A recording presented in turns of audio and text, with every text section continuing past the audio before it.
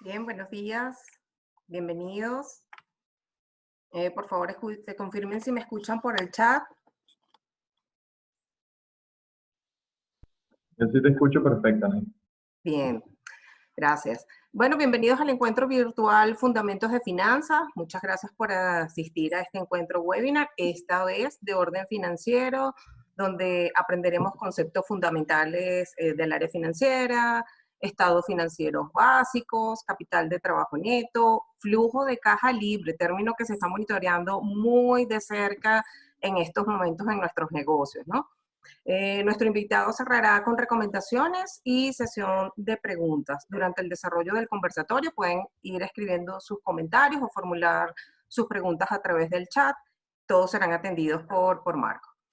Nos complace dar la bienvenida a nuestro expositor del día de hoy, Marcos Antonio Capote Troncone. Marcos es licenciado en Administración con una especialización en Finanzas Corporativas de la Universidad Central de Venezuela. Tiene un máster en Finanzas de IESA. Se desempeña como consultor senior en el que brinda asesoría financiera para la toma de decisiones. Se relaciona directamente con los gerentes de empresas nacionales y multinacionales y adicionalmente escribe en varios medios sobre economía, negocios y también petróleo. Bienvenido, Marcos. Buenos días a todos, muchísimas gracias por la oportunidad. Bueno, rapidito para confirmar que me escuchan bien.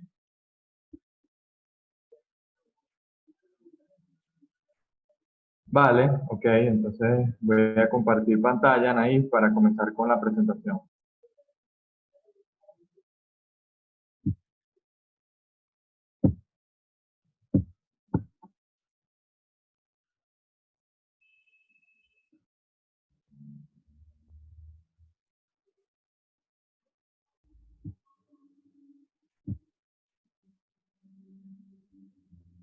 Ok, ¿ya todos ven mi pantalla?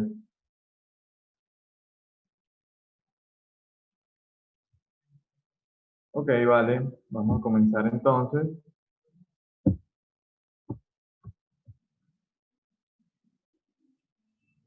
Sí, Anaís, lo que pasa es que, bueno, justamente tuve un problemita con la cámara de la laptop, así que no me van a poder ver.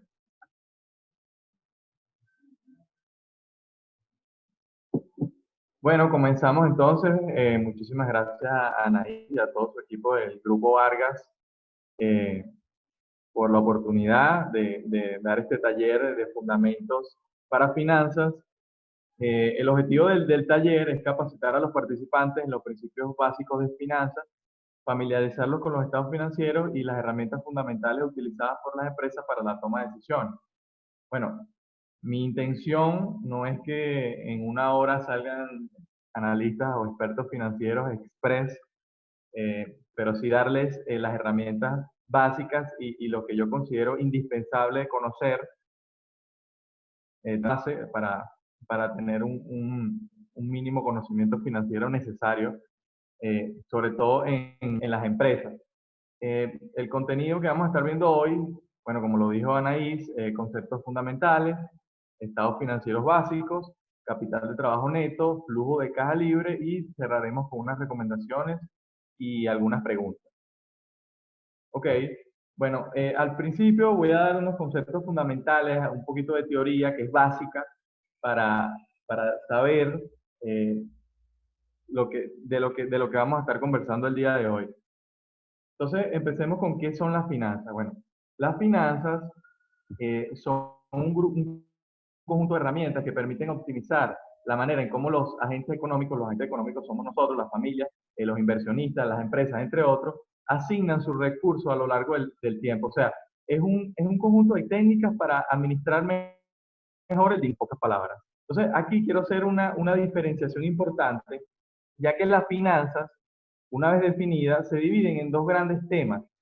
En primer lugar, la gerencia de las inversiones, eh, y el segundo, las finanzas corporativas, que está más enfocado en las empresas. Y de ese subtema es del cual vamos a estar hablando hoy en profundidad. Sé que habían algunas expectativas, me comentó Anaís, de que habláramos un poquito también del tema de finanzas personales.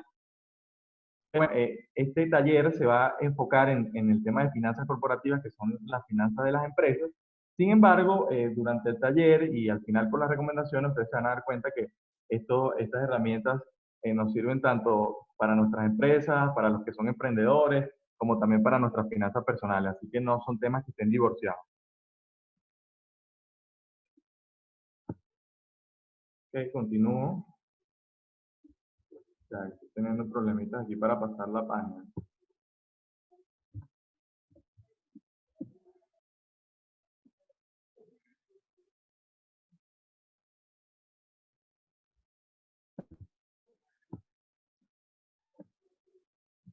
Ok. Bueno, una vez definidas las finanzas, a mí me gustaría definir un concepto que es fundamental para las finanzas, que es el valor del dinero en el tiempo. ¿Qué significa el valor del dinero en el tiempo? Bueno, el valor del dinero en el tiempo responde a una pregunta que uno tiene que hacerse y que en Venezuela la tenemos bien respondida, que es si una unidad monetaria hoy vale lo mismo que una unidad monetaria mañana. O sea, ¿es preferible tener $100 hoy o tener $100 mañana? Bueno, la respuesta es muy sencilla y en Venezuela, gracias a la hiperinflación, lo tenemos muy bien explicado, ¿no? Muy empíricamente, y es que una unidad monetaria hoy vale más que una unidad monetaria mañana, ya que en la actualidad ese dinero podría utilizarse para invertir en un proyecto, en el caso de las personas, invertir en títulos valores, pagar deudas, en el caso de las familias, adquirir bienes y servicios, depositar en cuenta de ahorro, pagar deudas, y en el caso de las empresas, invertir en activos, reinvertir en la empresa o pagar deudas. Entonces, bueno, una vez ya definido el tema del valor del dinero en el tiempo, yo voy a hacer un rápido paseo por la teoría, que es otro de los grandes subtemas que les comenté. Bueno, la teoría de las inversiones estudia las decisiones financieras de las familias y los individuos pertenecientes a una economía cuyos fondos sirven para financiar las empresas. Estos fondos eh, que tienen los individuos para invertir en empresas son los ahorros, lo que conocemos como ahorros. Entonces, las familias tienen que tomar varias decisiones financieras básicas. Primero, qué parte de sus ingresos los destina al consumo y qué parte al ahorro, la manera en cómo invertir sus ahorros, y bueno, eso depende de las características de cada persona, su ciclo de vida, su aversión al riesgo, sus compromisos financieros, y por último, cuándo y cómo financiar sus planes de consumo y de inversión futuros. Entonces, esta teoría de las inversiones es la que toca el tema de los mercados financieros o las bolsas de valores, que son los mecanismos en donde se encuentran los oferentes, que son las unidades superavitarias, es decir, las personas que tienen ahorros, con los demandantes, que son las unidades deficitarias de fondos de una economía, que son las empresas. Entonces son las personas que tienen ahorros, que tienen un dinero disponible y las empresas que necesitan ese dinero para financiar sus proyectos y sus activos. Entonces, ahí, dentro de estos mercados financieros, son donde se transan estos instrumentos financieros emitidos por las empresas y comprados por las personas individuales o por fondos de inversión que reúnen a de personas o de inversionistas, ¿no? En Venezuela, esto se los quería también mostrar, aunque no muchos la conocen, también tenemos nuestra Bolsa de Valores de Caracas y hay una serie de empresas que cotizan en bolsa. Bueno, algunas de las más conocidas son Santa Teresa, Mercantil, BBU Provincial, entre otras.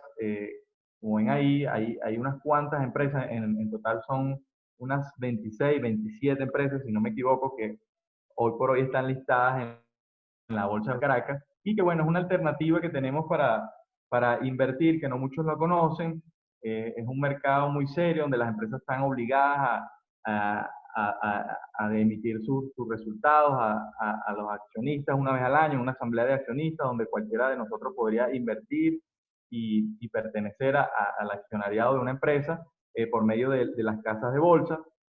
Eh, ya que aquí, desde aquí no veo el chat de comentarios, Anaís.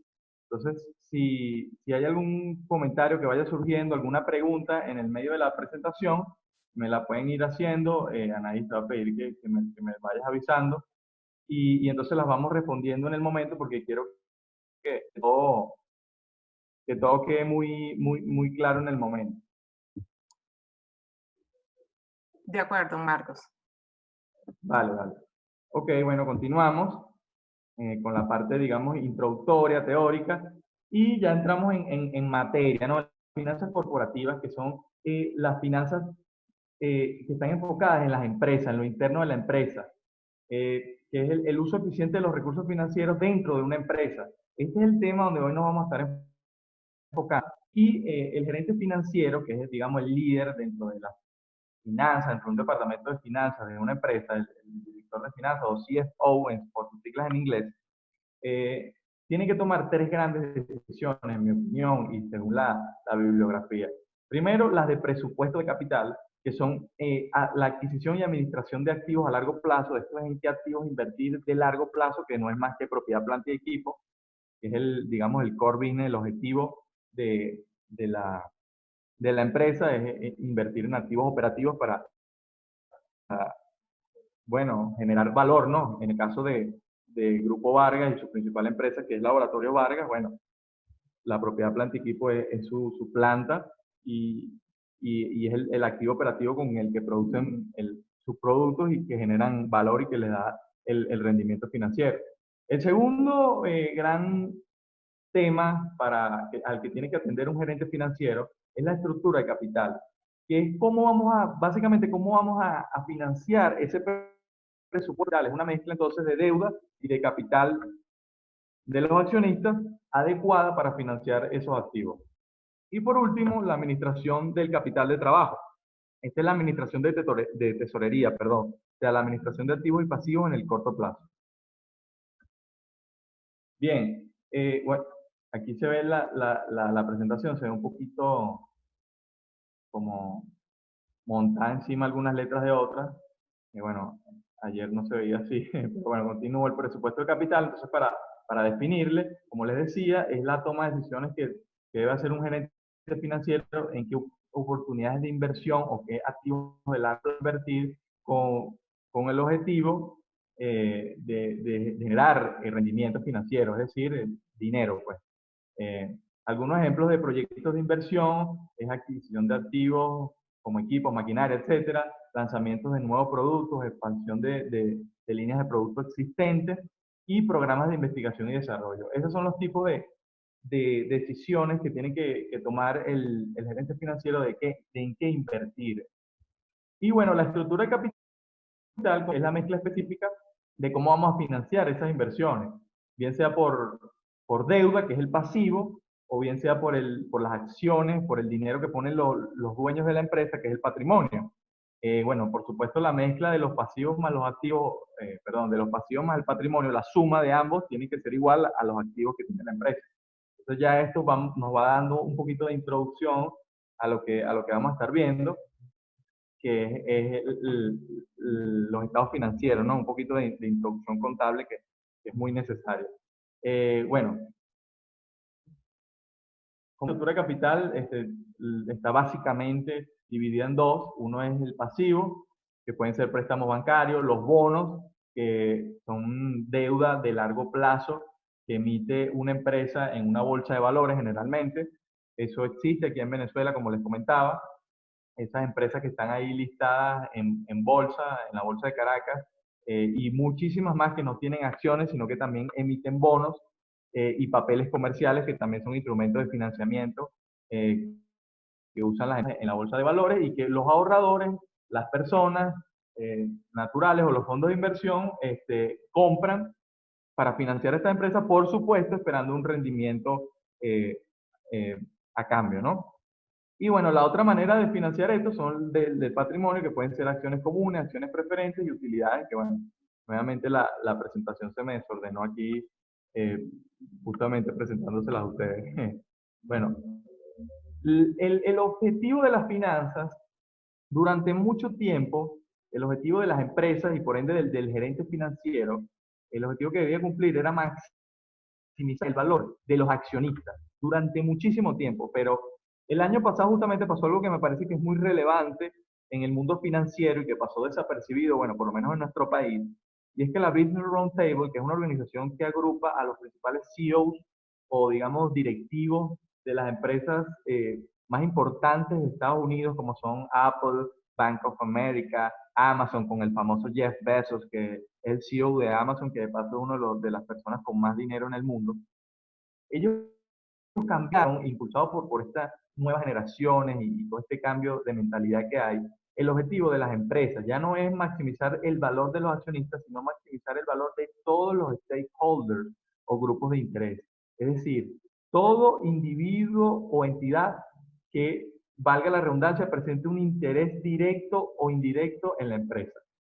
Es decir, a los clientes no solo hay que venderles, sino que hay que darles bienes y servicios de calidad a los empleados, hay que darle una buena compensación, y una buena compensación es integral, no solo me refiero al dinero, sino a lo que llaman ahí el salario emocional, a los proveedores de negociar de forma justa y ética, ya que al final todos somos socios dentro del mundo de negocios, del mundo financiero, y por supuesto, muy especialmente a las comunidades y al medio ambiente donde nos desenvolvemos. Entonces, es un objetivo mucho más integral y luego, al final de todo, yo creo que en el largo plazo, si uno satisface a los clientes, a los empleados, a los proveedores y a las comunidades y al medio ambiente, todo eso en el largo plazo va a hacer que al final le generemos rentabilidad a los accionistas, a los dueños de la empresa, ya que todo esto va a generar que nos convertamos en una referencia y en una empresa de confianza que los consumidores nos van a preferir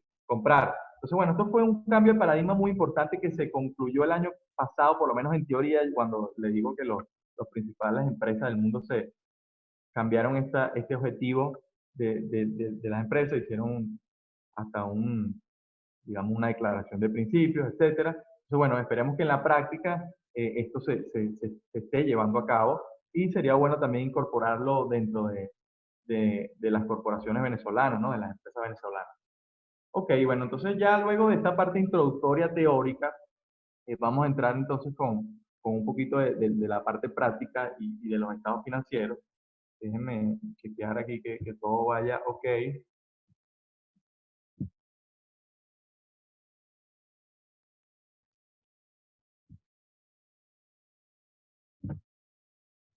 No sé qué pasa, pero no puedo abrir el Zoom ahora para ver los comentarios. Entonces, bueno, nuevamente Anaís, pila ahí por si hay algún comentario. No te preocupes, Marco, yo estoy pendiente. Okay. Vale, bueno, continúo. Quiero que todo quede claro. Entonces comenzamos con los estados financieros básicos. ¿Qué son los estados financieros? Bueno, es una representación estructurada de la situación financiera y del rendimiento económico de una entidad. Como ustedes saben, están basados en normas contables y, bueno, tratan de dar una manera estandarizada de presentar los resultados de una empresa para que al final, y es el objetivo, den información acerca de cuál es la situación de la empresa para que todos los usuarios, los stakeholders o grupos de interés, como les está comentando, tengan esa información para tomar decisiones económicas. Ese es el objetivo de los estados financieros y bueno, son la principal herramienta que tiene cualquier analista financiero o cualquier persona dentro que esté interesado en cómo le va a una empresa, es la principal herramienta que tienen para ver cuál es esa situación. Entonces, bueno, un juego completo de estados financieros eh, compuesto por un estado de resultados, un estado de situación financiera, un estado de flujo de efectivo, un estado de cambio en el patrimonio y la nota de los estados financieros. Eso es como que el paquete, el combo.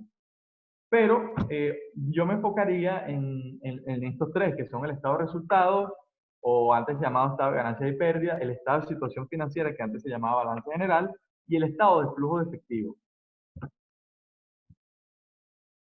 Ok, en los primeros dos es donde hoy nos vamos a estar enfocando, porque yo creo que son fundamentales. El estado de flujo efectivo para la situación en que vivimos hoy en Venezuela, que es realmente lo que está pasando con la caja, también es muy importante, pero bueno, vamos a ver el flujo de caja libre al final, que es una herramienta que me parece fundamental. Entonces, no los quiero, digamos, confundir con el estado de flujo efectivo y el flujo de caja libre. Son dos cosas diferentes, pero yo creo que es más práctico en este momento, en la situación en que estamos en Venezuela, entender el flujo de caja libre y por eso es donde me voy a enfocar. Pero bueno, mientras estamos aquí en el estado financiero básico, vamos a empezar a hablar del primero de ellos, que es el estado o el estado de ganancia y pérdida. Como les dije, un estado que muestra bueno, la correspondencia de los ingresos, costos y gastos en un periodo determinado. Muchos le dicen que es la película de la empresa. Además, bueno, recoge de forma resumida las transacciones llevadas a cabo por una empresa durante su ejercicio contable, que generalmente es un periodo de un año. Y bueno, está compuesto por las cuentas de ingresos, de costos, de gastos. Y bueno, por último, ofrece un resultado, como su nombre lo dice, que puede ser utilidad o ganancia, que son sinónimos, o pérdida. Por supuesto, si los ingresos son mayores que los costos y gastos, va a dar utilidad, como lo indica a la izquierda de la pantalla, y si el ingreso es menor a los costos y gastos, bueno, eso incurrirá en una pérdida la empresa. Entonces, nuevamente repasando, los ingresos pueden ser ellos, los ordinarios son los que están relacionados con el core business o a lo que realmente se dedica la empresa. En el grupo Vargas, en Laboratorios Vargas, perdón, me imagino que se referirá a la venta de medicamentos, perdón. Y bueno, los extraordinarios, ganancias en ventas, pero bueno, aquí faltó detallar que tal vez, por ejemplo, la venta de un activo, que es algo que no es a lo que se dedica la empresa, por ejemplo, que vendieron algún galpón, algún activo, que bueno, es un ingreso extraordinario y no es a lo que realmente se dedica la empresa, ¿no? Eh, y bueno, los costos que por supuesto están divididos entre fijos y variables, directos e indirectos, y los gastos que de igual manera que los ingresos pueden ser ordinarios como extraordinarios. Ahí hay algunos ejemplitos para mucho más preciso de lo que yo estaba hablando, pero bueno, esto a mí me gusta verlo más en la práctica. Así luce un estado de resultados para los que no estén eh, muy duchos con el tema de finanzas. Primero es el nombre de la empresa, ese es el encabezado típico, luego viene el periodo a la cual se están viendo los resultados de qué fecha a qué fecha, y bueno, en este caso la moneda, que utilicé los dólares para hacerlo mucho más sencillo. Entonces, como vemos, al principio están las ventas netas, eh, luego habría que restarle el costo de ventas. Como les dije, esto es una aproximación básica, no es exactamente así que es un estado de resultados, pero es una aproximación muy básica. Por supuesto, puede tener muchas más cuentas dependiendo de cada empresa, pero digamos que con esta fotografía que ustedes tienen ahí se pueden llevar una idea de lo que es un estado de resultados básico. Entonces, como les decía, ventas menos costos nos da una utilidad bruta, que a eso hay que restarle los gastos operacionales y los gastos de depreciación. Aquí quiero nuevamente detallar algo aquí que me parece importante, y es la diferencia que hay entre costos y gastos. Bueno, los costos están directamente relacionados a la parte operativa del negocio, a lo que realmente genera la ganancia. Bueno, por ejemplo, la materia para hacer la medicina, la mano de obra que trabaja directamente para hacer la medicina en planta, en el caso de Laboratorios Vargas. Eso sería parte del costo de ventas. Y bueno, los gastos serían, por ejemplo, el personal que trabaja administrativamente, los alquileres, todo eso que hace posible que el negocio camine, pero que no es fundamental para la generación del producto que vende la empresa. Entonces, bueno, a mí siempre daba este curso presencial, me gustaba preguntarle a la gente que estaba en la empresa que quiénes se consideran costos y quiénes se consideran gastos. Lamentablemente, bueno, por las limitaciones que tenemos ahorita, bueno, lo responderá cada quien en su casa. Y bueno, esa resta de las ventas netas menos los costos, menos los gastos, nos va a dar la utilidad operativa, que es algo muy, muy importante, porque es realmente lo que está produciendo el negocio. Luego de eso hay que restarle los gastos por intereses, que bueno, básicamente son los gastos que generan los pasivos que tenemos, los préstamos bancarios, que en Venezuela ya no son muchos, como sabemos. La banca está bastante limitada por el tema del encaje legal y la política de encaje legal que ha aplicado el gobierno. Pero bueno, de igual manera ahí les muestro el ejemplo de lo que serían los gastos restarle a la utilidad operativa, y eso nos da la utilidad antes de impuestos, que es a la que se le calcula el impuesto sobre la renta. Entonces, bueno, ahí puse un ejemplito. Y al final de toda esta resta, que empezó con aquellas ventas netas y le fuimos restando los costos, los gastos, los intereses y el impuesto, nos va a dar la utilidad neta al final del estado de resultados. Y bueno, con base a esta información nosotros podemos ir tomando decisiones. Yo creo que ya con eso es suficiente. Pasamos al siguiente estado, el estado de situación financiera. Se conoce como balance general popularmente, aunque las nuevas normas actualizaron ese nombre. Déjenme tomar agua aquí. Mientras pasan los bomberos. Entonces, bueno, es un estado que muestra la situación financiera de una entidad a una fecha determinada. Este es diferente al anterior porque, bueno, al anterior era todo el periodo. Aquí es simplemente cómo está el balance de dicha empresa que estamos estudiando en un determinado momento. Entonces, bueno, brinda información de forma clara acerca de los activos, pasivos, capital o patrimonio que posee una organización. Persona o empresa. Bueno, por supuesto, estos estados financieros también los pueden hacer cada quien de manera individual para ver cómo están sus finanzas, pero generalmente son las empresas lo que presentan estos estados financieros, aunque es recomendable hacer los propios los estados financieros personales de uno para llevar un control, y eso estaremos hablando al final en las recomendaciones. Pero bueno, entremos en qué es un activo, que es una de las partes fundamentales del balance o el estado de situación financiera. Bueno, el activo es uno de los elementos que componen el estado de situación financiera, es un recurso controlado por la entidad como resultado de sus dados del que la entidad espera obtener beneficios económicos futuros. Ahí yo les puse unos ejemplitos, comunes de los activos que se dividen en corto plazo o corrientes o largo plazo, que son los no corrientes. Bueno, de los activos corrientes está el efectivo, que generalmente también se le puede llamar banco o caja.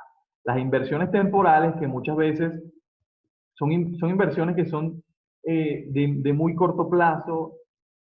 Bueno, esto no se ve mucho en nuestro país, pero por ejemplo, en una economía normal, generalmente las empresas pueden comprar bonos del Estado, bonos del Tesoro, que son a corto plazo, son muy líquidos, entonces los pueden vender en cualquier momento, y por eso muchas veces esta cuenta la resumen en una sola como efectivo y equivalentes de efectivo. Entonces las inversiones temporales podrían ser un equivalente de efectivo, por eso le pongo el asterisco ahí. También están las cuentas por cobrar, que es cuando vendemos a crédito a nuestros clientes, y por supuesto los inventarios. Estos son los más de los no corrientes. Tenemos terrenos, mobiliarios y vehículos, que los puse de esa manera porque generalmente también se resumen en una sola cuenta, que es propiedad, planta y equipo, que es el activo fijo. Pero también pueden haber inversiones en bonos y acciones que tenga la empresa, que generalmente son en largo plazo, o patentes u otros activos intangibles. Los activos intangibles también son de largo plazo, ¿no? Luego están los pasivos, que es el otro elemento a considerar, una obligación presente de la entidad, surgida a raíz de sucesos pasados, al vencimiento de la cual, y para cancelarla, la entidad espera desprenderse de recursos que incorporan beneficio económico. Es decir, es una deuda que tenemos de la cual esperamos pagarla, ¿no? Por supuesto, también se dividen en corrientes y no corrientes. Por largo plazo, bueno, ¿qué llamamos corto plazo y largo plazo? Sería importante detallar esto. Bueno, generalmente es menos de un año o más de un año. La división entre corto plazo y largo plazo, aunque bueno, en Venezuela sabemos que el largo plazo puede ser un mes. Pero volviendo al rigor técnico, entonces los pasivos a corto plazo podrían ser las deudas bancarias, los préstamos del corto plazo, que CP significa corto plazo, las cuentas por pagar con nuestros proveedores cuando nos venden a crédito, los impuestos por pagar que tengamos pendientes, los sueldos por pagar y los gastos acumulados, que generalmente es una cuenta que agrupa muchos gastos. Y bueno, los pasivos a largo plazo no corrientes, como les dije, más comunes, es la deuda bancaria de largo plazo. Esta deuda, que si tenemos una deuda bancaria de largo plazo, se va pasando año a año la porción que corresponde pagar en ese determinado año al corto plazo y la otra, la restante, se queda en el largo plazo. Los bonos por pagar, que como les dije, pueden ser bonos que emita la empresa para financiarse. Y bueno, otro ejemplo puede ser las prestaciones sociales a los empleados, que es un pasivo de largo plazo.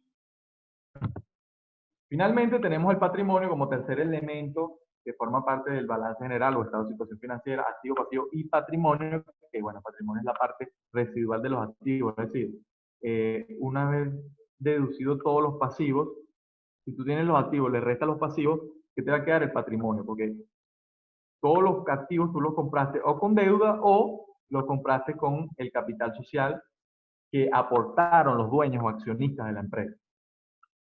También forman parte del patrimonio las utilidades retenidas que se van acumulando año tras año, esas son las ganancias, si es que no hay una repartición de esas ganancias en dividendos, que es la otra cuenta que puede formar parte del patrimonio. Los dividendos, bueno, son las ganancias que se reparten los accionistas de una empresa. ¿Cómo luce un estado de situación financiera, un balance general? Bueno, este sí lo tuve que picar por partes porque es muy grande. Generalmente está resumido en una página cuando se presenta en informes financieros auditados, pero bueno, yo les quiero ir parte por parte para que vayan viendo eh, cómo luce cada sección. En la sección de activos, como dije, bueno, está dividido entre activos corrientes y los no corrientes o de largo plazo. Bueno, primero los activos corrientes, como les dije, efectivos y equivalentes. Las cuentas por cobrar y los inventarios son los más. Entonces, luego de esos corrientes, que sería estos 5.950 que están aquí.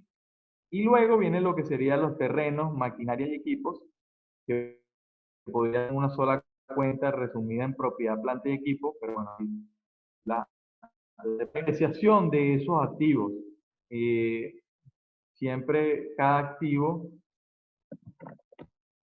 me está diciendo aquí que mi conexión es inestable. Anaís, ¿me estoy escuchando bien? Sí, Marcos.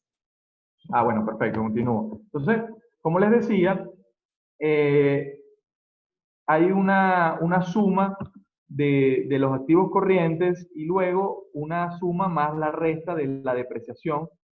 Bueno, la depreciación acumulada hay que restársela, ya que año a año los activos se van depreciando, pero esto es simplemente una cuenta contable donde uno va como que descontándole el costo a los activos y al final eso nos da el total de propiedad, planta y equipo. La Marcos, suma de ambos, disculpa que te interrumpa. sí, Justo dime, esa lámina no se está viendo bien. Hay una franja verde que la está atravesando. una franja verde, ya, déjame Y sale un salirme a ver mensaje que dice, favor alejar esta ventana de la aplicación compartida. cuál ventana será.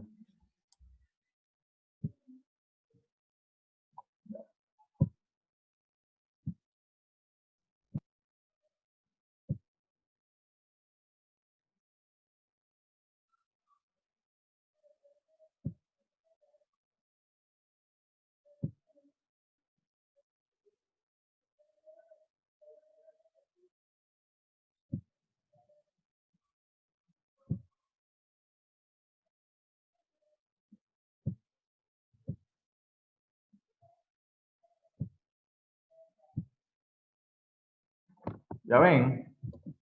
Perfecto. Ok, bueno, no somos ajenos a los problemas técnicos ya que estamos en vivo, pero continúo. Este es cómo luciría la sección de activos. Luego vendría la sección de pasivos y patrimonio, que como les dije, la suma de los pasivos y los patrimonios tiene que ser igual a los activos. Y bueno, los más básicos son las cuentas por pagar, como ya vimos, lo que es la deuda a los proveedores. Bueno, los pasivos acumulados por pagar, ahí es una cuenta que puede resumir las demás deudas que tengamos en el corto plazo. Entonces, la suma de ambos va a ser total pasivo corriente. Y luego le sumamos, aquí lo resumí en una sola cuenta, de deudas a largo plazo o préstamos bancarios a largo plazo. Y eso nos va a dar el total pasivo. Y luego el patrimonio, que está compuesto capital social, que es el dinero, las acciones que pusieron los dueños, la utilidad del ejercicio y la utilidad retenida. Como vemos, la suma del patrimonio más el pasivo nos da 15.750, que debe ser equivalente al total de activos. Esto tiene que ser, como lo llaman, una ecuación que dé de la misma manera.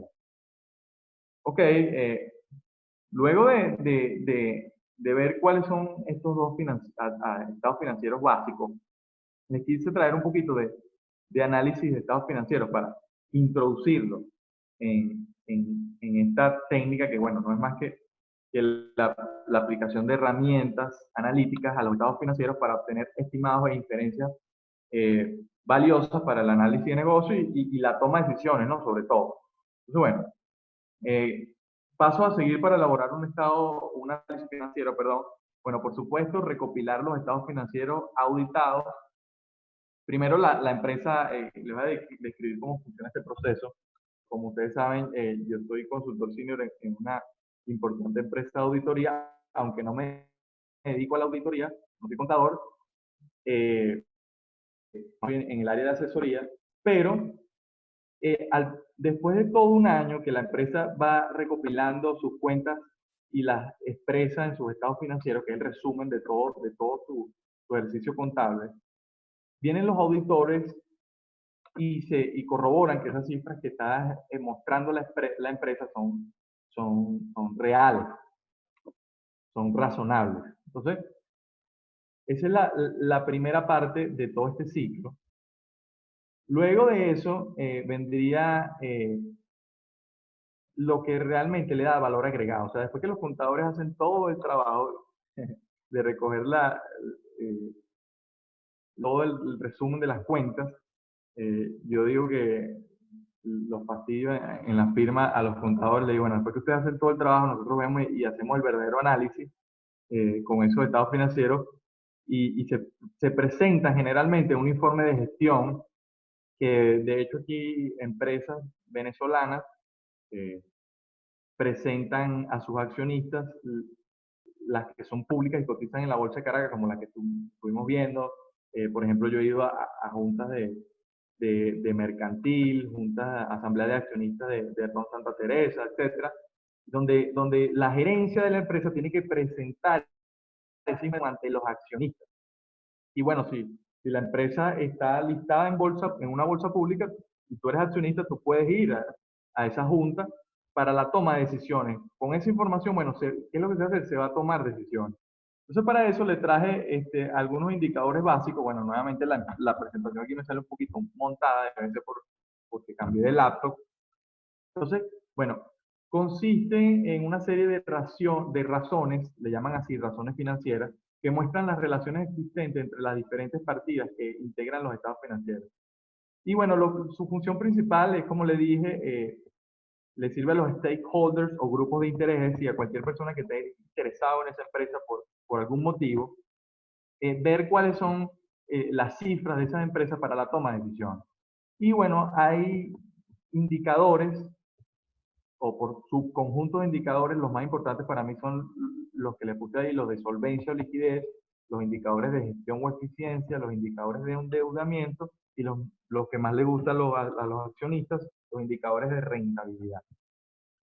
Entonces, bueno, les traje aquí unas pruebitas de cada uno de los indicadores. Bueno, ahí está montadito, pero se ve que estos son este es el ejemplo de solvencia o liquidez. Entonces, miden la capacidad de la empresa para hacer frente a sus obligaciones en el corto plazo. Uno de los más conocidos es la prueba ácida que se le hace a la empresa, que es agarrar sus activos corrientes, restarle los inventarios. Los activos, como sabemos, es los activos que tenemos disponibles en el corto plazo. Son muy líquidos. Pero bueno, quizás los inventarios son de los activos corrientes menos líquidos porque, bueno, uno no tiene el inventario disponible para la venta inmediatamente. O sea, no tiene el dinero disponible de ese inventario que sale reflejado en nuestro estado financiero. Entonces, le restamos a los activos corrientes inventario y lo dividimos entre los pasivos corrientes para saber si los activos corrientes menos los inventarios son suficientes para responder a deudas a más corto plazo en el caso de que nos cobren todo en el mismo momento.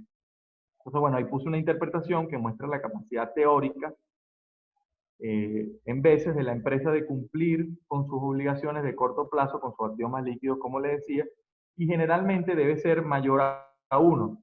La relación, el resultado de usted agarrar los activos corrientes, restarle el inventario y dividirlo entre los pasivos corrientes o de corto plazo, tiene que ser mayor a 1 porque eso significa que los activos son mayores que los pasivos corrientes.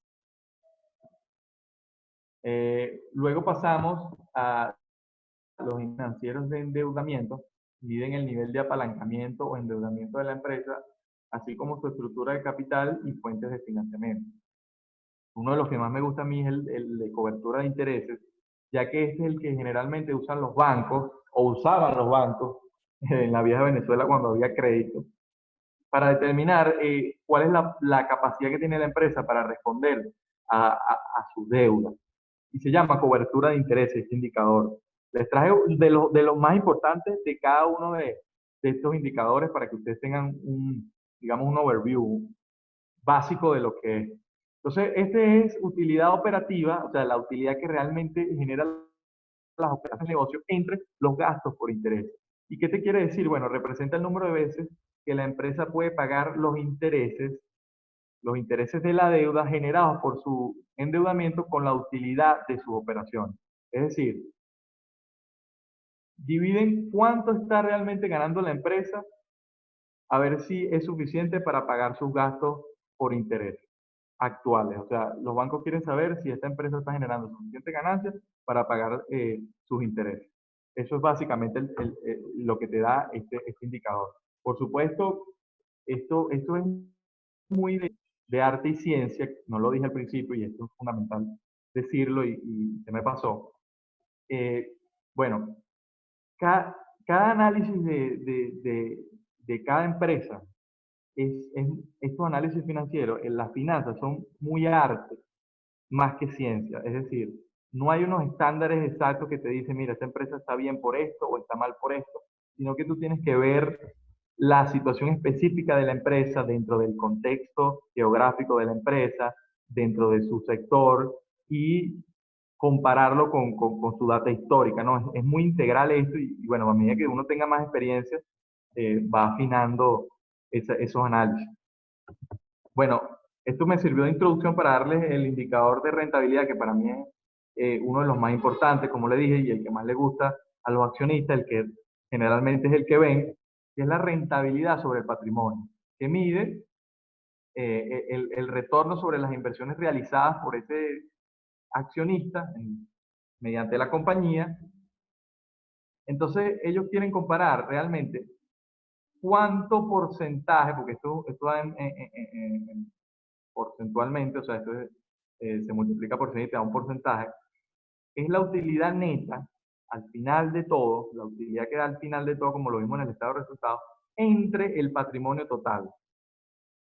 Entonces, esto le va a dar un porcentaje que es, digamos, que es el porcentaje de rendimiento, de retorno que le está llegando al accionista que puso su dinero en un principio. Entonces, esto es muy importante porque vamos a suponer un accionista que invierte en una empresa un determinado monto y ese monto que invierte, o sea, la utilidad que le da esas inversiones dividido entre ese monto que invirtió, le da un 10%. Bueno, él tiene que, eso le sirve al accionista para la toma de decisiones. Mira, este retorno me da un 10%. Oye, no sé, capaz yo tengo algún otro negocio donde me genera 20%, que voy a sacar mi dinero de este negocio porque no me es rentable. O por ejemplo, vamos a suponer que estemos en una economía un poco más sana, aunque ahorita creo que no hay economía sana con este tema del COVID-19. Pero en una situación normal vamos a suponer que tú metes tu dinero en una cuenta de ahorros donde te da un 1% o 2% en un país normal, en promedio al año, y tu negocio te está generando un margen menor a ese, entonces tú dices, mira, realmente este negocio no vale la pena seguir invirtiendo, yo prefiero meter este dinero aquí en esta cuenta y me ahorro todos los problemas y todos los riesgos que corro con esta empresa. Por eso es que este indicador, el ROE, es la rentabilidad sobre el patrimonio. ROE porque, bueno, son las siglas en inglés. eh, es demasiado importante para la toma de decisiones, como les digo. Bueno, ya pasamos al siguiente tema. Voy a tomar aquí un poquito de agua. Es el capital de trabajo. Déjame ver cómo estamos de tiempo. Bueno, llevo ya bastante tiempo. Voy a acelerar aquí un poquito. Entonces, bueno, el capital de trabajo neto para mí es otro de los aspectos fundamentales que tienen las finanzas básicas, digamos. Eh, es un indicador financiero de liquidez, es también un indicador, pero que representa los recursos con que cuenta la empresa una vez pagadas sus obligaciones en el corto plazo. Es decir, es la diferencia entre sus activos corrientes y sus pasivos corrientes. Es los activos corrientes menos los pasivos corrientes. Así de sencillo.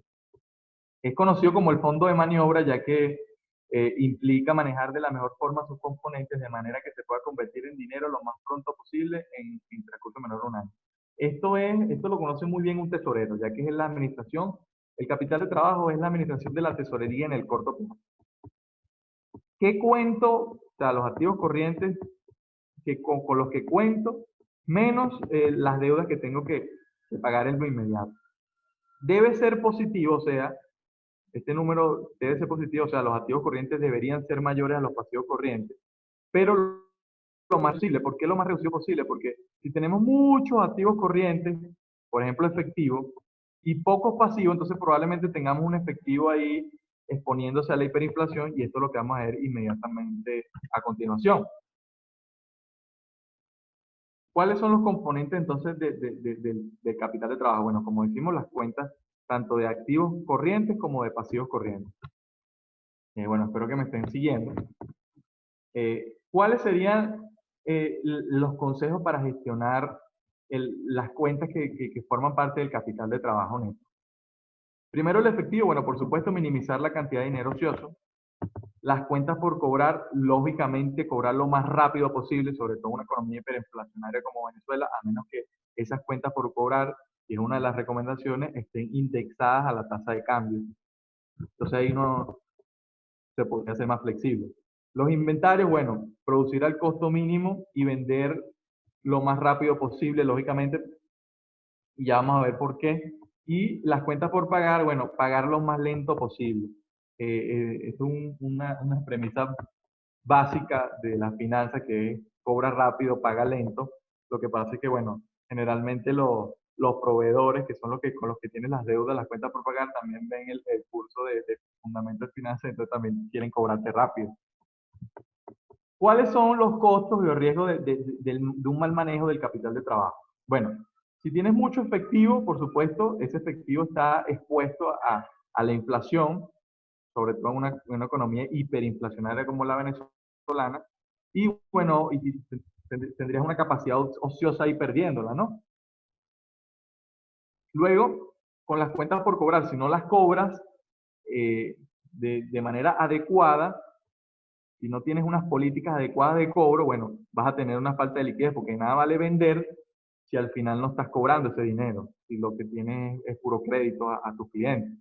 Los inventarios, bueno, si no sales de los inventarios a un ritmo adecuado, si no rotan a un ritmo adecuado, al igual que las cuentas por cobrar, bueno, esto te va a generar una falta de liquidez, pero aparte el inventario también tiene costos de almacenamiento, porque bueno, los inventarios son un producto en físico que al final también tiene sus costos de almacenamiento. Y por último, las cuentas por pagar, que bueno, págale, pero a tu proveedor seguramente eso no le va a gustar, entonces va a haber una pérdida de credibilidad y de confianza, entonces hay que ser, ahí es una línea muy delgada, ¿no? Entre tardarse lo más posible, pero no perder la confianza del proveedor. Y generalmente uno tiene que tener todas estas cuentas de la mano, o sea, tus cuentas por cobrar deben ir de la mano con las cuentas por pagar. ¿Qué quiero decir con esto? Que se cobre antes de los días que tardas en tu pagar y que los inventarios roten de una manera adecuada.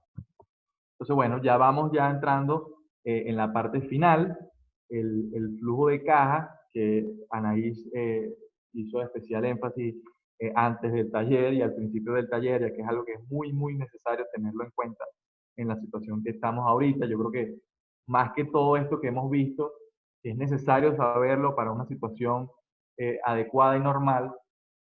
Ahorita en la situación extrema en la que estamos viviendo en Venezuela, el flujo de caja es fundamental. Veremos qué es el flujo de caja libre, este concepto que suena tanto y por qué era necesario ver todas esas herramientas que hemos visto antes en el curso, en el webinar. Bueno, ¿por qué? Porque bueno, los flujos de caja se obtienen a partir de las actividades operativas, una vez que se han satisfecho las necesidades de inversión.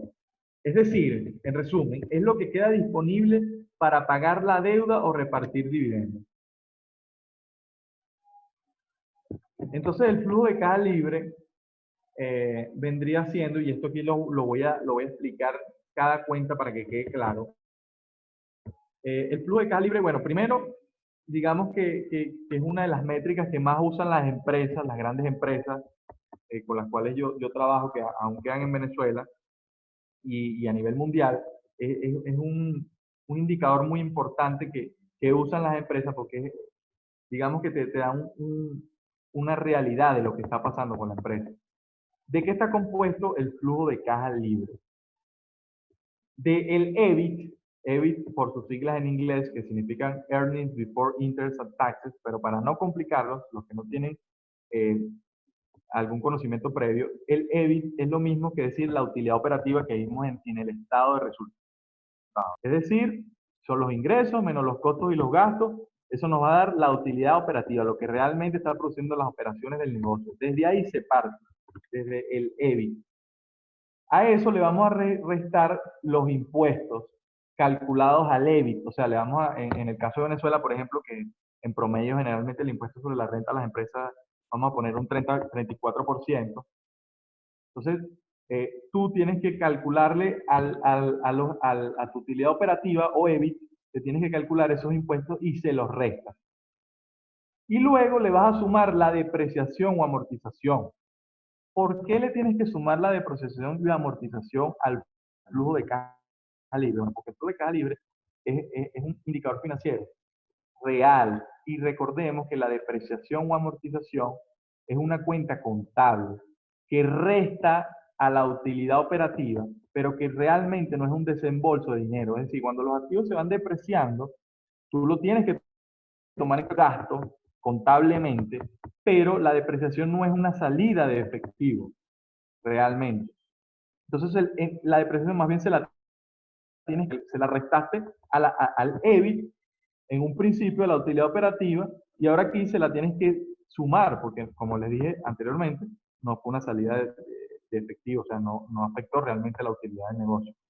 Y luego le tienes que restar el CAPEX, y aquí esto no quiero que se complique, el CAPEX simplemente son las inversiones en activos fijos, por sus siglas en inglés, te lo estoy traduciendo de manera básica y en palabras coloquiales, es lo que invierte una empresa cada vez que va a hacer un mantenimiento o una inversión fuerte en activos fijos, en su planta, por ejemplo. Y por último, la variación del capital de trabajo, que puede ser o sumarla, o una suma, una resta, dependiendo de si la variación negativa con respecto al año anterior. A ver, yo lo voy a poner esto aquí, vamos a ver el ejemplo de abajo para ver si lo entendemos y no se complica porque hay algunos conceptos que son aquí nuevos para muchos.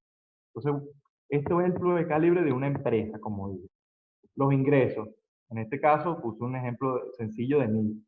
Le restamos los costos y gastos para tener una utilidad operativa de 300, un 30% conforme a la ley venezolana para que no nos vaya a perseguir el Zoom. Entonces, a eso hay que calcularle a esta utilidad operativa o EBIT, le calculamos el 34%, que son los impuestos, que espero que sea el 34% sea 102. Y luego le vas a sumar la depreciación. Y a la depreciación le tienes que restar el CAPEX, que es lo que le vamos a invertir a los activos fijos. Y en este caso le puse una resta del capital de trabajo. Vamos a suponer que el capital de trabajo vamos a necesitar 50 dólares para simplificarlo. Este año invertir 50 dólares en nuestro capital de trabajo porque es lo que vamos a necesitar digamos, para manejar nuestra tesorería. Vamos a ponerlo así en palabras simples a ver si se entiende. Entonces, ¿cuál sería el resultado? 123 es el flujo de caja libre o FCL por sus siglas. Entonces, sería vamos a recapitular. La utilidad operativa que nos da ingreso menos costo y gasto. De esta utilidad operativa es que partimos. Le vamos a calcular los impuestos. Entonces, a estos 300 le restamos los 102, le sumamos los 75 de depreciación, porque no es una salida de efectivo real, le restamos el CAPEX, que son las inversiones que va a hacer la gerencia en activos fijos, le restamos lo que vamos a necesitar en el corto plazo para la tesorería, que es la variación de capital de trabajo, y al final eso nos va a dar el flujo de caja libre, que es lo que queda disponible para pagar deuda o repartir dividendos realmente. ¿Ok? Espero que esto haya quedado claro. De todas maneras, si ustedes quieren una aproximación más sencilla de lo que es un flujo de caja libre, lo podemos simplificar a ingresos menos todos los demás ingresos que vamos a necesitar para simplificarlo en un flujo de caja. Entonces, bueno, yo al final les puse, para no quedar nada más con lo que es un flujo de caja libre, les quise poner eh, cómo proyectar esos flujos de caja luego de conocer cómo está compuesto un flujo de caja. Entonces, bueno, todo negocio o emprendimiento, y yo le incluiría a las personas, deben ser capaces de pronosticar o estimar su flujo de caja. Así se encuentren en una fase preoperativa. Bueno, si es una fase preoperativa, con más razón hay que calcular el flujo de caja para saber dónde estamos parados y tomar decisiones si realmente nos conviene, si nos va a generar realmente dinero ese negocio. Y bueno, los que ya están en posicionamiento, me refiero a los que son las empresas ya que están en marcha, bueno, para obtener financiamiento, mostrar ese flujo de caja, y bueno, por supuesto para la toma de decisiones, como le dije. Entonces, ¿cómo uno puede realizar esas proyecciones de los flujos de caja? Bueno, por supuesto, mientras más sofisticada sea la empresa y más grande sea, esto se puede poner muy profundo, pero aquí yo lo vine, como les dije, a darle herramientas básicas para que usted tenga una idea. Y entonces, los ingresos generalmente se proyectan o usando una tasa de crecimiento promedio. ¿Cuál sería una tasa de crecimiento promedio? Bueno, por ejemplo, le serviría saber un promedio de cuánto usted ha estado vendiendo. Vamos a suponer que usted va a hacer un flujo de caja por mes para tener unas estimaciones mensuales. Usted vería el histórico, vería, mira, cómo se ha desenvuelto mis ventas en los últimos meses. Por supuesto, vamos a suponer que estos deberían hacer este ejercicio en dólares para que todo esté, para que sea comparable, ¿no? Porque si no, en bolívares las ventas probablemente van a crecer y no significa que esté usted ganando realmente más. Entonces, bueno, vamos a suponer que ustedes tienen unas ventas en dólares mensuales, entonces ustedes ven cómo ha ido incrementando esas ventas en promedio y eso le puede servir para pronosticar qué es lo que va a pasar en el futuro, para tener una estimación. Como le dije, esto es arte y ciencia. O bueno, o lo puedes desglosar, es decir, esto ya es para empresas más sofisticadas, que el precio lo calculan por cómo vaya aumentando la inflación según las estimaciones de las consultoras importantes, por ejemplo, Econalítica, Econométrica, que se me vienen a la mente las más importantes. Ellos te dan estimaciones de inflación y tú al precio le pronosticas esa inflación, se la anexas y también calculas, según un estudio de demanda que tenga la empresa, si es muy sofisticada, cuál va a ser el comportamiento de la demanda, es decir, de las cantidades. Entonces, precio por cantidad te puede dar una estimación de los ingresos, pero para no complicarlo, también lo podemos hacer por el promedio histórico desenvolviendo las ventas. Los costos es mucho más sencillo porque generalmente se suelen proyectar como un porcentaje de las ventas. Es decir, es lo que más se usa. Por ejemplo, en este caso, eh, los costos, como ven aquí, si yo tengo unos ingresos de 1000, en este caso los costos y gastos vendría siendo un 70% de mis ingresos. Entonces, cuando yo estimo mis ingresos, ya con eso puedo estimar cuál sería más o menos una estimación de mis costos y gastos. Y bueno, también se podría de sofisticar mucho más este cálculo y se podría calcular con base a la inflación. Bueno, ya estamos finalizando. Me pasé un poquito, pero del tiempo estipulado, pero bueno, también entramos un poquito más tarde. Entonces, bueno, aquí viene la mejor parte del taller para que realmente se lleven a algo concreto, aterrizado, y son las recomendaciones. En primer lugar, llevar un control. ¿A qué me refiero con llevar un control? Esto parece redundante, pero es increíble de la manera empírica cómo se manejan los negocios aquí en Venezuela. O sea, y más si son emprendedores o pequeñas y medianas empresas. No hay control, o sea, tenemos que llevar un control de nuestro negocio. ¿Qué es llevar un control? Puede ser en Excel, eh, tus ingresos, tus costos, tus gastos y armar tu flujito de caja, como dijimos, así sea ingreso menos ingreso, no tiene que ser tan sofisticado, pero que tú sepas cuándo estás ganando y cuánto estás gastando, para que tú lleves un control y eso te permita planificarte y tomar decisiones. Por supuesto que dentro de tanta incertidumbre, como les dije, esto es ciencia y arte sobre todo. Siempre es bueno tener una estimación al menos. Siempre, siempre. Entonces, bueno, en primer lugar, llevar un control. En segundo lugar, bueno, cuidar el flujo de caja, fundamental y está relacionado con todo lo que venimos hablando y con el primer punto. El flujo de caja ahorita en Venezuela es fundamental. En tercer lugar, enfocarse en los productos con rotación. Esto aplica si eres una gran empresa o si eres un emprendedor. Siempre y en situaciones como esta más, en Venezuela yo recomiendo enfocarse en productos con la mayor rotación y que tengan un menor costo porque son los que están moviendo ahorita en el mercado, un mercado que está muy deprimido.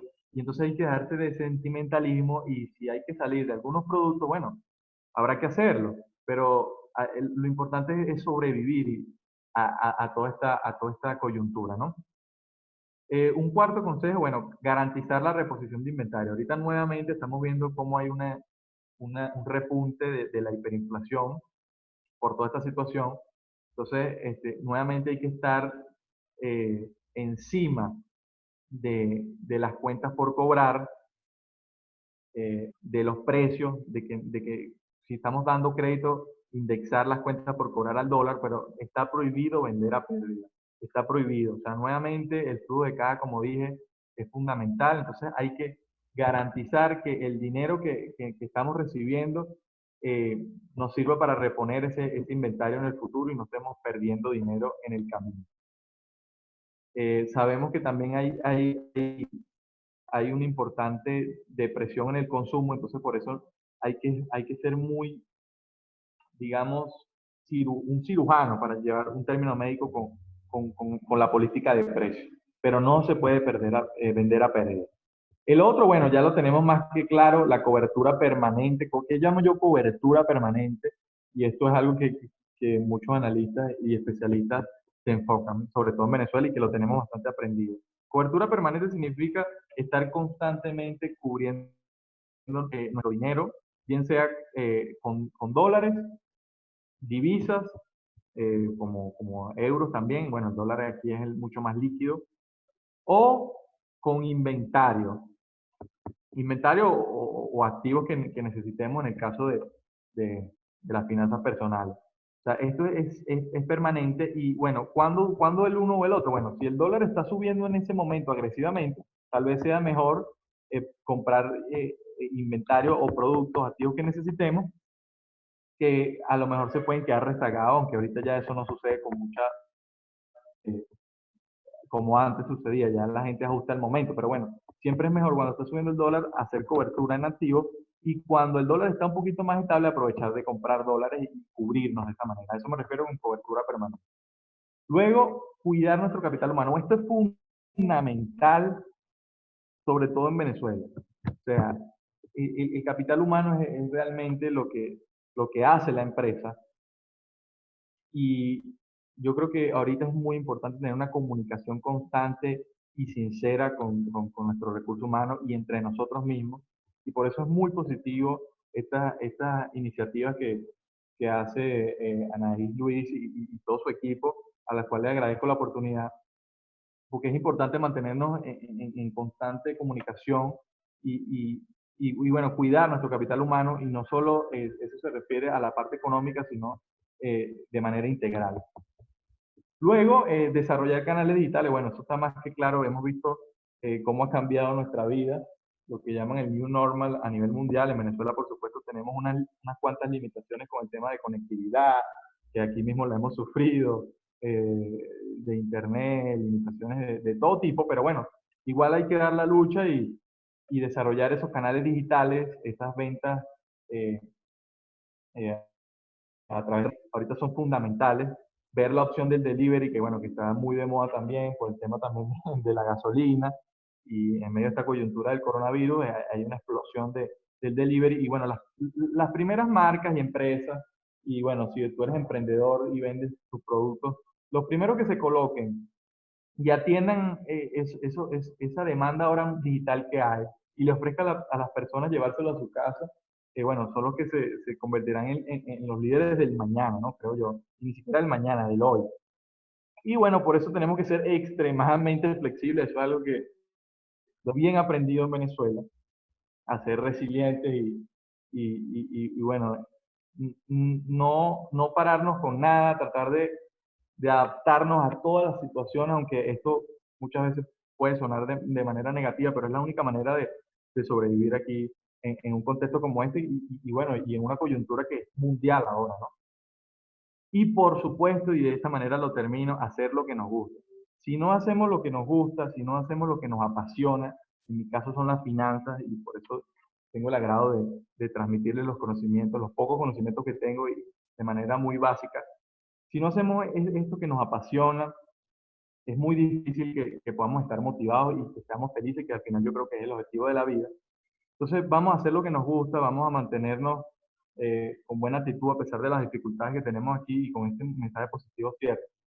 Tratemos de cultivar nuestro espíritu, ¿no? Como dicen, y mantenernos positivos haciendo lo que nos gusta y en estas actividades de aprendizaje constante que yo creo que es fundamental y es la principal inversión que puede hacer cualquier empresa o persona, es invertir en nuestra educación y en nuestro aprendizaje constante.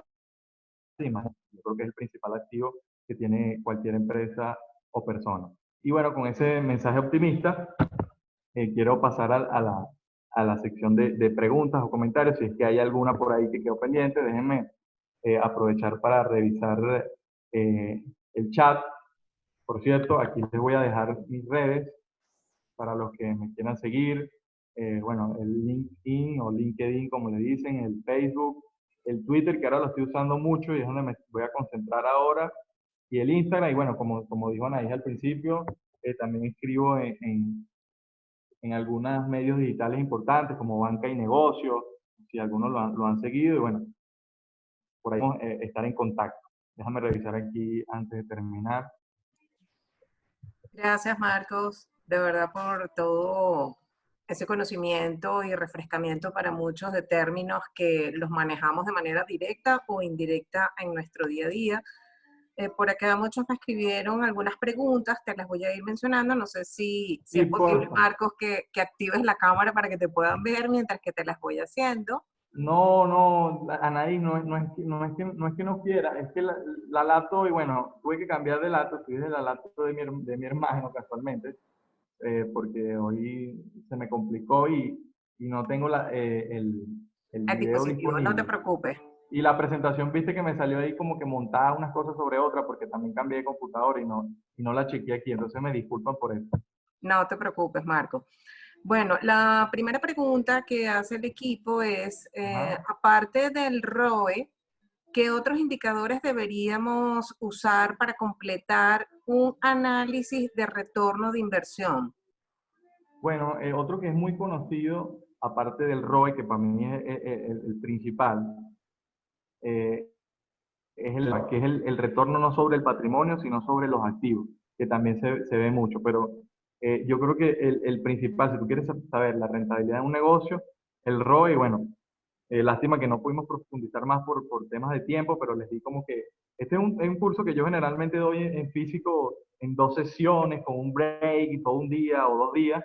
Pero bueno, aquí traté de condensar en una hora lo más importante. Yo creo que el ROE, sin duda alguna, es el más importante. Incluso se puede profundizar en ese concepto, lo pueden buscar en internet el ROE por el modelo de DuPont, que hace un desglose del ROE y dice que tú puedes ver mediante el ROE que mientras mayor sea tu margen de ganancia, siempre y cuando la demanda de tu producto lo permita ampliar ese margen, mientras mayor sea tu margen de ganancia, mientras mayor sea la rotación de tus activos y mientras más te endeudes, aunque suene raro, pero eso en Venezuela lo tenemos claro, mientras tú subas más esa ganancia, el porcentaje de ganancia, la rotación de activos y el endeudamiento va a ser tu ROE, es decir, la rentabilidad que le va a dar el negocio a los accionistas.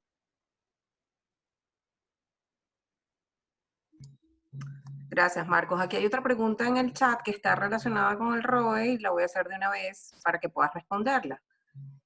Manuel pregunta que si ese indicador es igual al TIR. Esa es la TIR. Oye, la verdad es que nunca me había hecho esa pregunta si el ROE puede servirnos como tasa interna de rendimiento, que es la sigla que resume la TIR.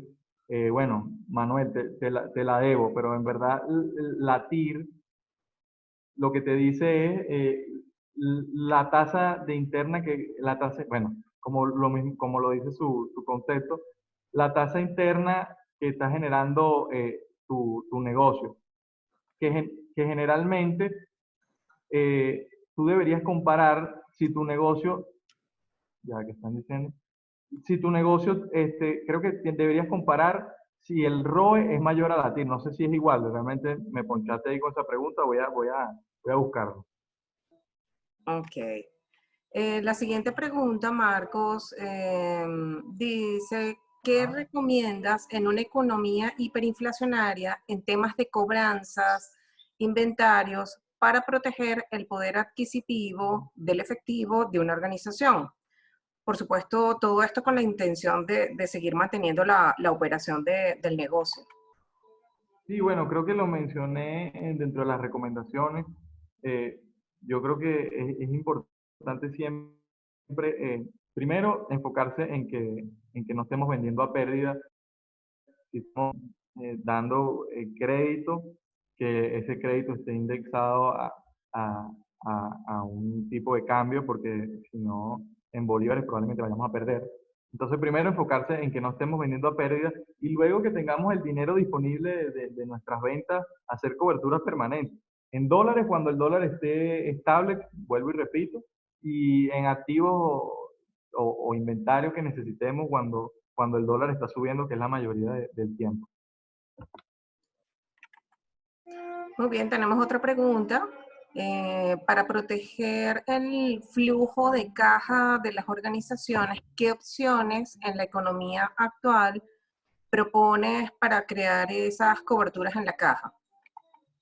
Bueno, nuevamente, yo creo que esta está muy relacionada a la pregunta anterior y bueno, aquí hay pocas herramientas para cubrirse en Venezuela porque, bueno, prácticamente la banca no existe, las tasas están reguladas y nadie va a meter su bolívares en una cuenta a devaluarse, así que básicamente lo que podemos hacer es cambiarlo a divisas para tener un mantenimiento real de nuestros activos, de nuestro dinero.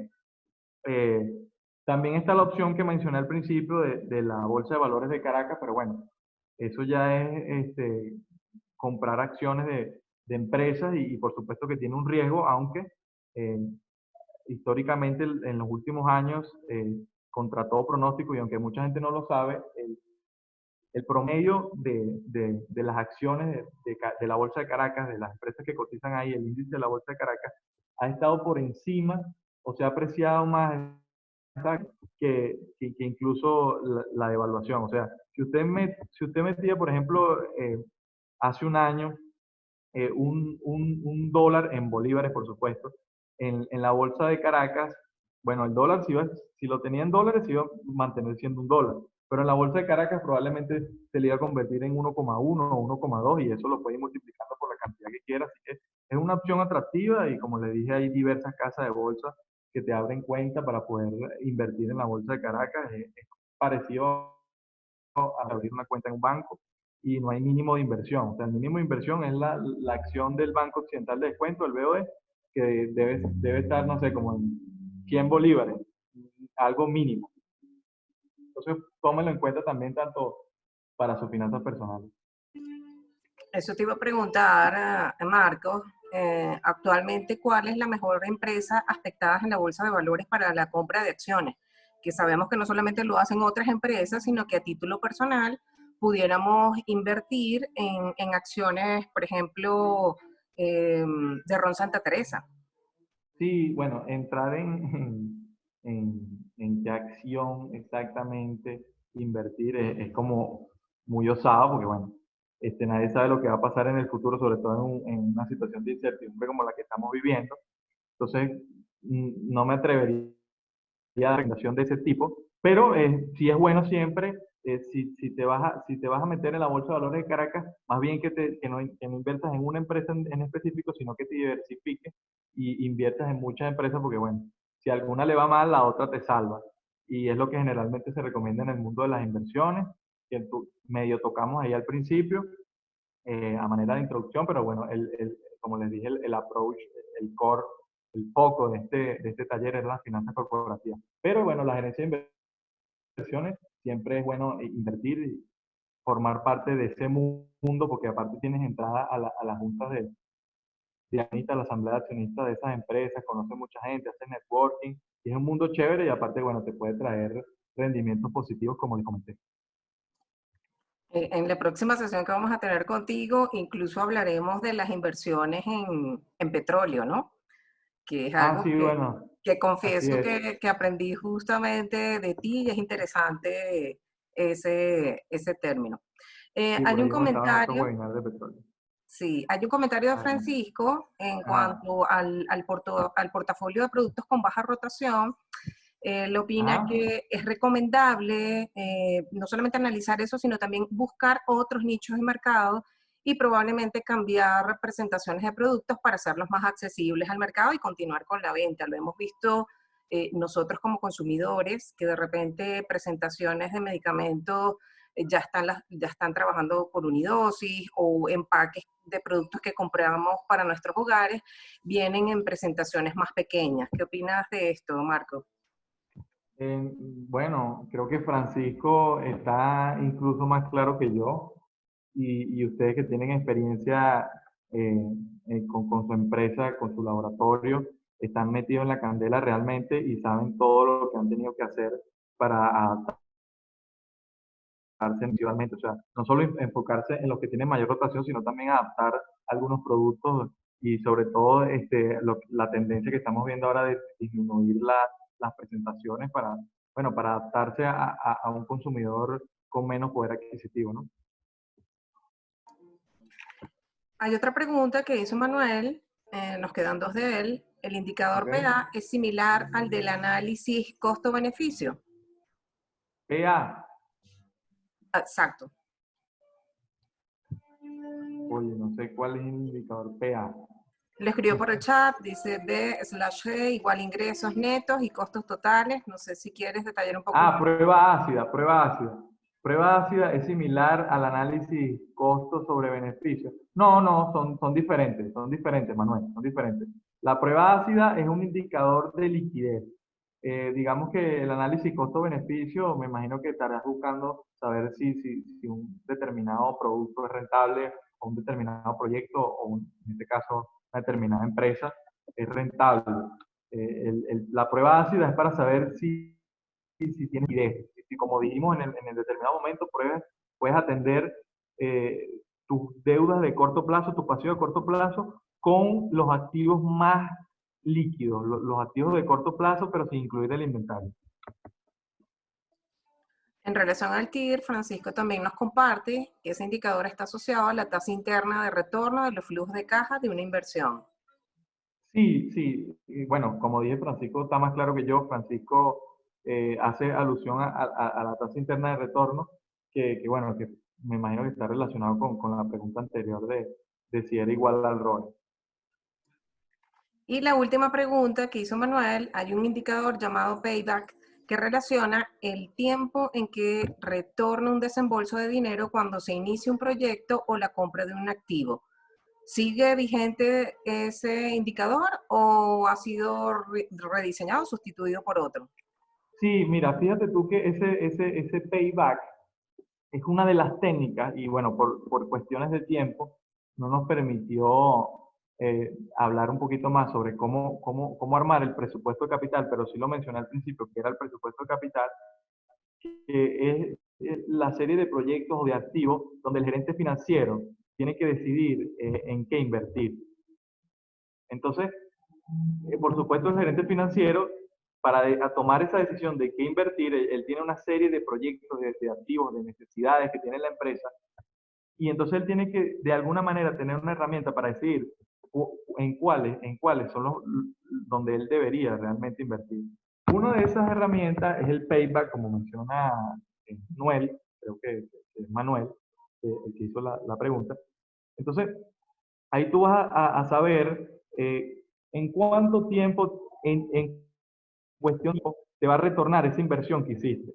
Entonces, sí se sigue usando Manuel, aunque la técnica más utilizada para tomar la decisión de en qué proyecto invertir dentro del presupuesto capital es el valor presente. El valor presente siempre va a ser el principal eh, medio para tomar esta decisión. Y bueno, pero ya eso es entrar en otro tema. Y también otro que se usa es la TIR, precisamente la tasa interna de retorno que estuvimos hablando y de la cual comentó Francisco también. Entonces, son las técnicas principales son payback, la TIR, la tasa interna de retorno y el valor presente, que es el que más se usa. Pero los tres se usan. Bien, bueno, ya damos por finalizada la sesión de preguntas y respuestas. Muchísimas gracias de verdad a todos por su participación. Muchísimas gracias, Marcos, por haber compartido este espacio de tu apretada agenda, que tienes bastante compromiso. Y bueno, nos vemos pronto en el encuentro webinar relacionado a petróleo. Está bien interesante, es algo básico. Y bueno, es algo que todo venezolano debiera conocer, tal cual como lo has manifestado tú en tus diferentes redes, Marco, y en las distintas ponencias que has tenido hasta la fecha. Muchas gracias a todos por su atención, por participar y por compartir este espacio. Un abrazo virtual para todos. Feliz fin de semana. Y gracias, Marcos, por estar con nosotros. Muchísimas gracias a ti, Anaís, por la oportunidad, al Grupo Vargas y a todos los que asistieron, que ahora por fin los estoy leyendo en el chat. Muy agradecido. Bueno, espero que le haya servido esta ahorita un poco más de una hora que estuvimos hablando sobre finanzas para que se lleven algunas herramientas básicas de este tema que me apasiona. Y bueno, la idea es que sigan profundizando y sigan el aprendizaje constante y nos veremos en la próxima para hablar un poquito de petróleo, que es otro tema que me apasiona y saber la actualidad de lo que está ocurriendo con ese tema y que tanto nos afecta como venezolanos. Entonces, bueno, gracias por la oportunidad y un abrazo a ti, Anaí, y a todo el equipo.